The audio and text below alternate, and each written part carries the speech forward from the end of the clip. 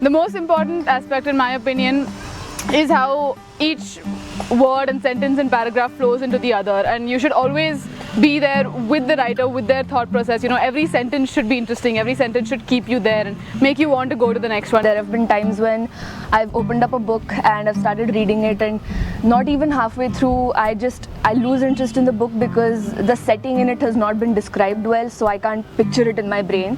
For me, everything about a work of fiction boils down to how the language is used and the way the story is structured. So, like, my favorite example to give about this is F. Scott Fitzgerald's Curious Case of Benjamin Button, because the way that story is written is way more important than the story itself. The story shouldn't be bound by the language it is being told in, but it should be the other way around, where the language changes according to the point that you're trying to make or what the story is trying to say. When writers integrate their personal stories, their personal life into their work, I think that's what really appeals the most to me. For me, writing is all about comfort. When I am writing, it's because it's making me happy, it's making me comfortable about the situation I'm in, the situation I'm thinking about. Writing and using a bunch of words together to make meaningful books and novels and everything is probably one of the only ways that humans have been able to communicate with each other through generation, through the fabric of time.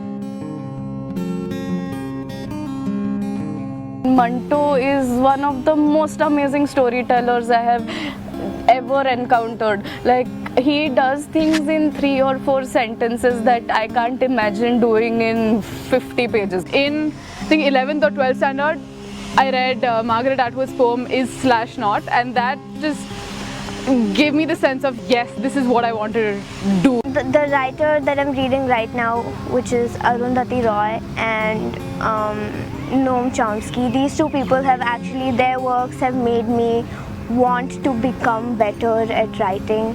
Whenever I read plays, I always end up feeling like writing, because the dialogue always has this rhythm in it that gets stuck in my head that I need to get out somehow. I feel comfortable writing English rather than Marathi. It's really funny that something so foreign can become so comfortable for you. There might be a time in the future when I might choose to write in Marathi, because I've always felt that Marathi has beautiful aphorisms and beautiful metaphors. I know like 5 or 6 languages, but I write only in English, and I absolutely hate that because, you know, colonizers' language and everything. I think the earliest books that I've read, apart from those typical kiddie books, like, is actually the Mahabharata and the Ramayana. Other kids were reading Enid Blyton, and, you know, I'm like, I'm going flipping through pages of Tinkle.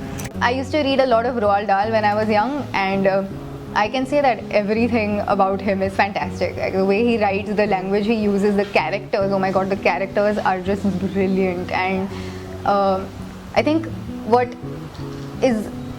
impacted me most was the way everything was just always bordering on the magical. The Rebel Silhouette, which is Faiz Ahmad Faiz's poems translated by Agha Shahid Ali, which is also one of the most wonderful books I have ever read. Like, I cannot forget that book. This anthology of poems by Pablo Neruda called 20 Love Poems and Song of Despair. The Night Circus by Erin Morgenstern. Seeing Like a Feminist by Nivedita Menon, it really opens your eyes. This is set of 4 books written by this Marathi author called Prakash Narayan Sant. They're titled Vanvas, Sharda Sangeet, Pankha and Zumbar. Designer's Art by Bruno Munari is another really good book. Is this book I read called Death and Sensuality by Georges Bataille, and it's just absolutely wonderful. The Brief and Frightening Reign of Phil by George Saunders. I think it's like the Animal Farm of our times, and I find myself recommending that most to people.